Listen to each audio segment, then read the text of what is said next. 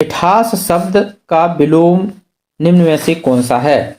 तो मिठास शब्द का जो विलोम शब्द होगा वो होगा कड़वापन।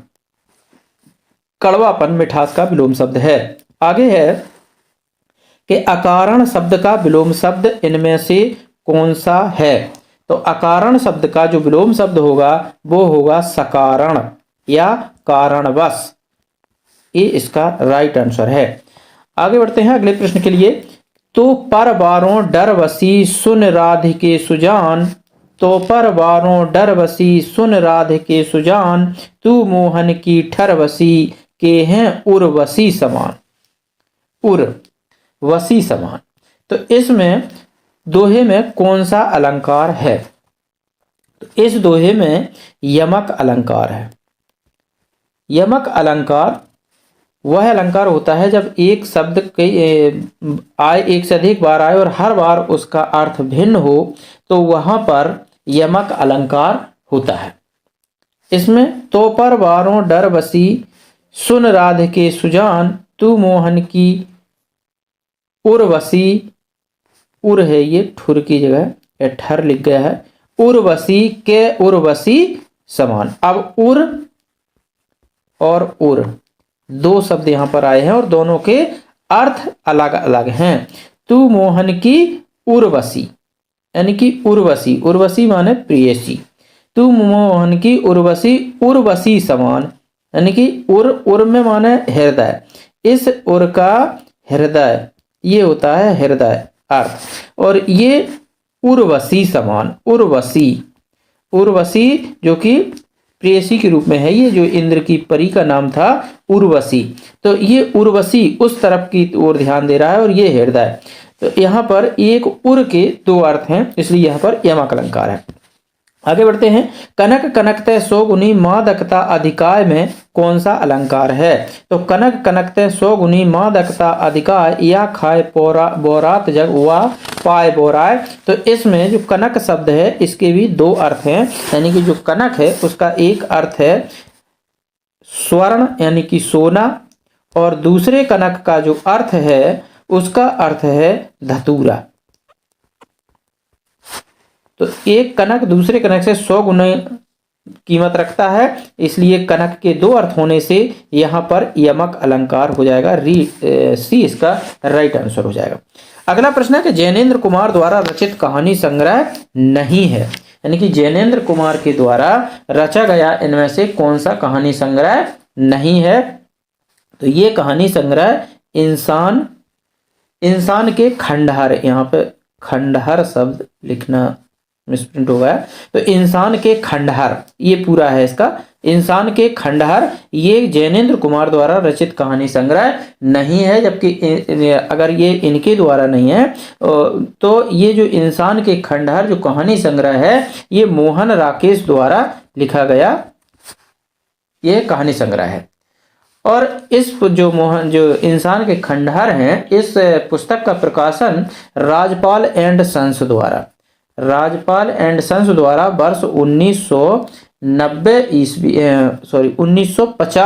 में 1950 ईस्वी में इसका प्रकाशन किया गया था।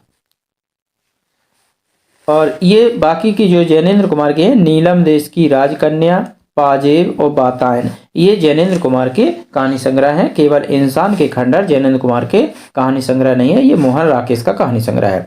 आगे बढ़ते हैं अगले प्रश्न के लिए। मिला तेज से तेज किस विधा की रचना है? तो मिला तेज से तेज ये है जीवनी विधा की रचना, यानी कि ये मिला तेज से तेज ये जीवनी विधा है और जिसमें सुभद्रा कुमारी चौहान की जीवनी है।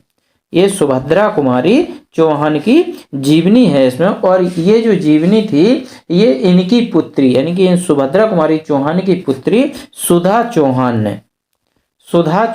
ने ये जो जीवनी है वो लिखी थी। आगे बढ़ते हैं अगले प्रश्न के। लाला श्रीनिवास दास के संयोगिता स्वयंवर की सच्ची समालोचना किसने की थी? लाला श्रीनिवास दास के संयोगिता स्वयंवर की सच्ची समालोचना किसने की थी? तो ये जो सच्ची समालोचना की थी ये की थी बालकृष्ण भट्ट जी ने। बालकृष्ण भट्ट ने इनकी समालोचना की थी। आगे बढ़ते हैं, साहित्यालोचन कृति के रचनाकार कौन है? तो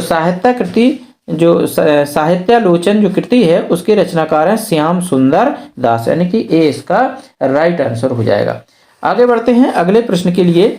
अपभ्रंश शब्द का प्रयोग सर्वप्रथम किसने किया था?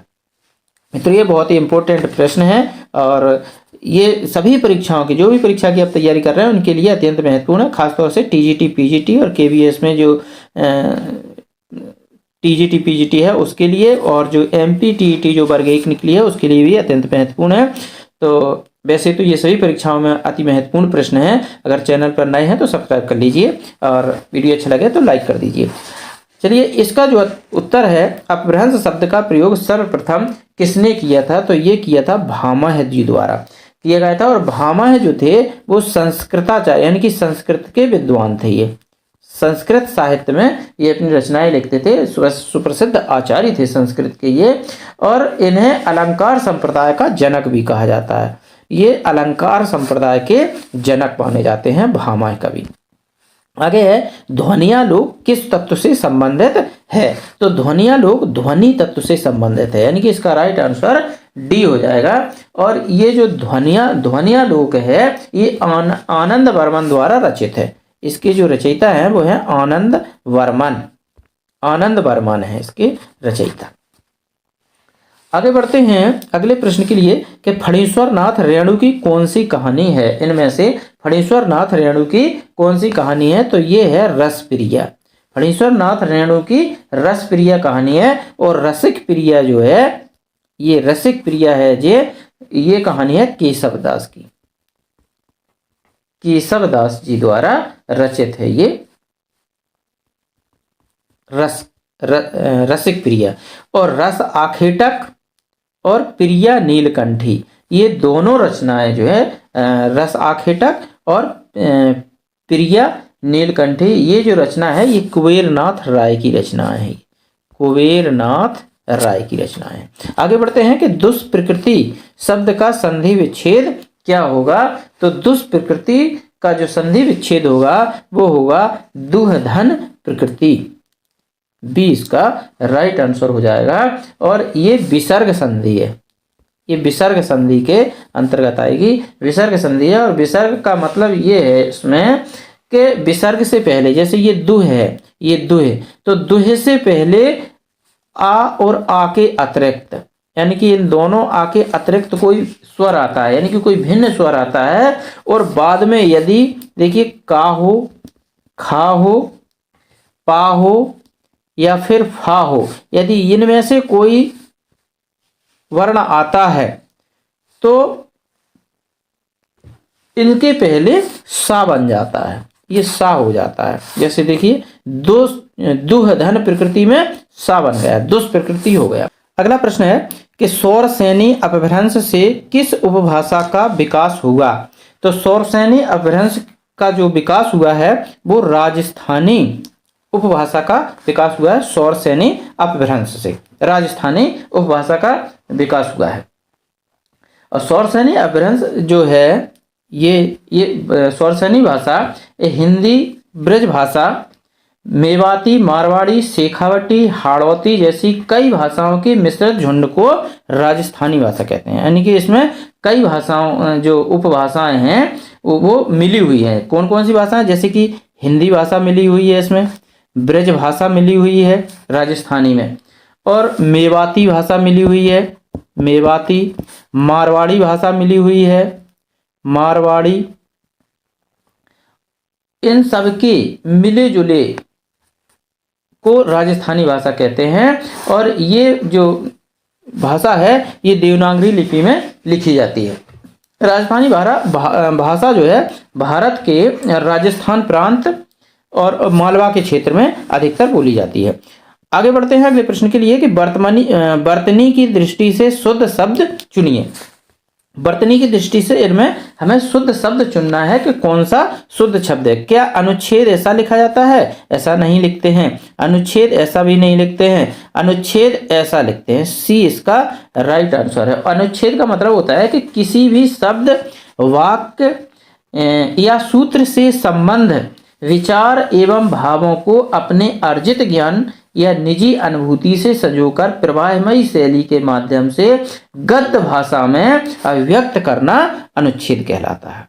जो अनुच्छेद है वो किसी भी जो शब्द है या वाक्य है उसको अपने अर्जित ज्ञान के माध्यम से जो प्रवाह पूर्ण शैली में, गद्य शैली में उसको कहना हो, वो अनुच्छेद कहलाता है। ये अनुच्छेद गलत है। आगे बढ़ते हैं कि भाषा का जादूगर किसे कहा जाता है। तो भाषा का जादूगर शिवपूजन सहाय को कहा जाता है। शिवपूजन सहाय हिंदी के सुप्रसिद्ध उपन्यासकार थे।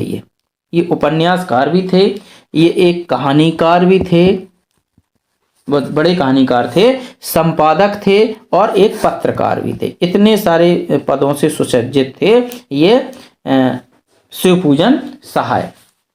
और इन्हें 1960 ईस्वी में पद्म विभूषण से सम्मानित किया गया था। आगे बढ़ते हैं अगले प्रश्न के लिए कि वर्तनी की दृष्टि से शुद्ध शब्द चुनिए। वर्तनी की दृष्टि से इसमें शुद्ध शब्द कौन सा है? क्या संबत ऐसी लिखी जाती, संबत ऐसी लिखी जाती, संबत ऐसी लिखी जाती, संबत ऐसी लिखी जाती? इनमें से संबत किस प्रकार से लिखा जाता है? तो ये जो संबत लिखा जाता है वो ऐसे लिखा जाता है। संबत होता क्या है कि समय की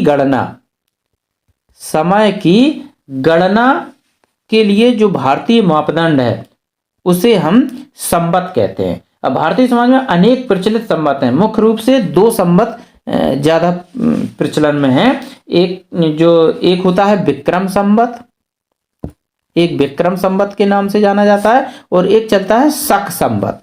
दो जो रीतियां हैं समय की वो भारत में चलती हैं। आगे बढ़ते हैं, पंजाबी का विकास अपभ्रंश के किस रूप से हुआ है? तो पंजाबी का जो जिससे अपभ्रंश से हुआ है वो है पैसाची अपभ्रंश भाषा से पंजाबी भाषा का विकास हुआ है। आगे बढ़ते हैं, वर्तनी की दृष्टि से शुद्ध शब्द चुनिए। इसमें से कौन सा शुद्ध है? अत्यधिक, अत्याधिक, अत्याधक, अत्यधिक, कौन सा इसमें शुद्ध है? तो इसमें ए वाला एकदम से शुद्ध है, अत्यधिक ऐसा लिखा जाता है। और अत्यधिक का मतलब होता है बहुत अधिक, बहुत ज्यादा, हद से ज्यादा, बहुत अधिकता से, यानी कि बहुत ज्यादा मात्रा में, उसको हम बोलते हैं अत्यधिक। आगे बढ़ते हैं, बिहारी, बांग्ला, उड़िया और असमिया भाषाओं का उद्भव किस अपभ्रंश से हुआ है? तो ये हुआ है मागधी अपभ्रंश से। ये मागधी अपभ्रंश से इसका विकास हुआ है। और मागधी को ही हम मगही भाषा भी बोलते हैं, इसको हम मगही भी बोलते हैं। इसके अन्य नाम है मागधी, मगही, मागही। तो यह प्राचीन में मगध साम्राज्य की भाषा थी। और जो भगवान बुद्ध जो अपने उपदेश देते थे वो इसी मागधी प्राकृतिक भाषा में देते थे, जिसको हम प्राकृत भाषा बोलते हैं। वो मागधी प्राकृत भाषा में बुद्ध अपने प्रवचन देते थे।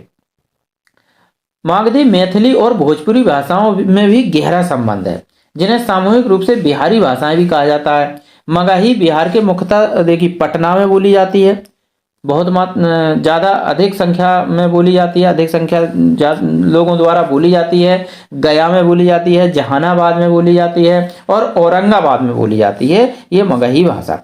आगे बढ़ते हैं, वर्तनी की दृष्टि से शुद्ध शब्द कौन सा है? इनमें से वर्तनी की दृष्टि से कौन सा शुद्ध शब्द है? तो ये शुद्ध शब्द है अध्ययन, ऐसा लिखा जाता है। और अध्ययन का मतलब होता है किसी विषय के सब अंगों या गूढ़ तत्वों का ज्ञान प्राप्त कर लेना, यानी कि जो विषय है उसके हर अंग यानी कि उसके गूढ़ रहस्यों को जान लेना, समझ लेना, या समझते हुए पढ़ने की क्रिया, या पुस्तक हो, कोई लेख हो, उसको पढ़ने की क्रिया को हम अध्ययन कहते हैं, यानी कि उसको आत्मसात करने को अध्ययन कहते हैं। आगे बढ़ते हैं, अर्धमागधी अपभ्रंश से किसका विकास हुआ है? तो अर्धमागधी अपभ्रंश से जो विकास हुआ है वो हुआ है पूर्वी हिंदी का। पूर्वी हिंदी की 3 शाखाएं हैं। जो पूर्वी हिंदी की हैं वो 3 शाखाएं हैं। एक तो है बघेली पूर्वी हिंदी के अंतर्गत आती है, और छत्तीसगढ़ी भी पूर्वी हिंदी में आती है, और एक होती है अवधी भाषा। ये सभी अर्धमागधी के अंतर्गत आती हैं और पूर्वी हिंदी के अंतर्गत आती हैं। अर्धमागधी मतलब पूर्वी, अर्धमागधी जो है, अर्धमागधी अपभ्रंश से पूर्वी हिंदी हुई है और पूर्वी हिंदी की ये 3 शाखाएं हैं, बघेली, छत्तीसगढ़ी और अवधी। आगे बढ़ते हैं अगले प्रश्न की ओर कि वर्तनी की दृष्टि से शुद्ध शब्द का चयन करना है। कौन सा इसमें शुद्ध शब्द है? क्या अक्षर, अक्षर, आखर, अक्षर? तो इसका जो राइट आंसर है वो है बी। अक्षर होता क्या है? अक्षर होता है कि वर्ण और स्वर के मेल को अक्षर कहते हैं। वर्ण प्लस स्वर, इन दोनों के मेल को हम अक्षर कहेंगे। अब वर्ण जैसे कि ये वर्ण है और ये इसका स्वर है और इन दोनों को मिलाने से ये बन गया अक्षर। इसको हम अक्षर बोलेंगे। ये का अक्षर है, ये वर्ण है और ये स्वर जब वर्ण में मिल जाएगा तो वो अक्षर बन जाएगा। आगे बढ़ते हैं। ब्राह्मण के लिए एक शब्द है। ब्राह्मण के लिए इनमें से कौन सा शब्द है? सोम, द्विज, वर्ण, श्रेष्ठ। तो ब्राह्मण के लिए जो शुद्ध है वो है द्विज। इसके लिए जो शब्द है वो द्विज है। द्विज का मतलब क्या होता है? द्वि माने होता है दो, और द्विज। अब जा को मतलब क्या होता है? जा का मतलब है जन्म लेने वाला, यानी कि जो 2 बार जन्म ले उसको हम द्विज बोलते हैं। आगे बढ़ते हैं। आलस्य शब्द का विशेषण क्या होगा? तो आलस्य शब्द का विशेषण होगा आलस। आलस्य शब्द का, आलस्य जो शब्द है उसका विशेषण आलस होगा। मनोहर में कौन सी संधि है? तो मनोहर में विसर्ग संधि है और इसका जो विग्रह होगा वो होगा मनः धन हर, ये हो जाएगी मनोहर। इसी प्रकार से जैसे कि यशः धन गान, ये हो जाएगा यशोगान। और अन्य उदाहरण है जैसे कि मनः धन हर मनोहर, मनः धन रथ मनोरथ। इस प्रकार के जो है ये विसर्ग संधि के उदाहरण। आगे बढ़ते हैं अगले प्रश्न की ओर। किस शब्द में उपसर्ग नहीं है? देखिए, पराजय, पराधीन और पराभाव, पराभाव, इन सभी में उपसर्ग लगा हुआ है। अब कौन कौन सा उपसर्ग लगा हुआ है? देखिए, परा में ये पराजय में परा उपसर्ग लगा हुआ है, पराधीन में भी परा उपसर्ग लगा हुआ है और पराभाव में भी परा उपसर्ग लगा है, यानी कि इन तीनों में परा उपसर्ग लगा हुआ है। केवल परा में जो शब्द है उसमें उपसर्ग नहीं है। ये उपसर्ग रहित शब्द है, यानी कि इसमें उपसर्ग नहीं लगा है। उपसर्ग वे शब्दांश होते हैं जो किसी शब्द के प्रारंभ में जुड़कर, यानी कि प्रारंभ में जुड़कर, शुरू में जुड़कर उस शब्द का अर्थ बदल देते हैं, उन्हें हम उपसर्ग कहते हैं। आगे बढ़ते हैं अगले प्रश्न की ओर कि व्याकरण की दृष्टि से कौन सा शब्द विशेषण नहीं है? इनमें विशेषण शब्द नहीं बताया कि कौन सा शब्द विशेषण नहीं है व्याकरण की दृष्टि से। भयभीत, ये तो विशेषण है। निर्भीक विशेषण है और भीरु ये भी विशेषण है। केवल भय विशेषण शब्द नहीं है। अब आगे बढ़ते हैं। दिक्दर्शक में कौन सी संधि है? दिक्दर्शक में जो संधि है वो है व्यंजन संधि। व्यंजन संधि है और इसका जो विग्रह होगा वो होगा दिक धन दर्शक। दिक धन दर्शक इसका संधि विच्छेद होगा। और जैसे इसके और उदाहरण देखें तो जैसे संकल्प ले लो, संकल्प ये भी इसका उदाहरण है। समधन कल्प हो जाएगा, ये समधन कल्प। जगत धन ईश, जगदीश, ये सभी व्यंजन संधि के उदाहरण हैं।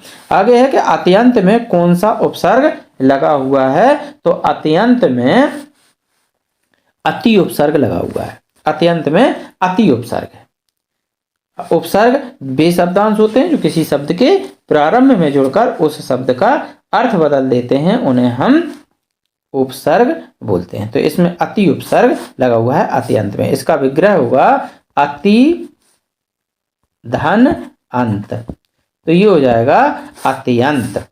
आगे और अंतिम प्रश्न है इस वीडियो का कि सदा एक वचन में प्रयुक्त होने वाला शब्द है। सदा एक वचन में प्रयुक्त होने वाला शब्द कौन सा है? तो वो है सहायता। ये हमेशा एक वचन में प्रयोग किया जाता है।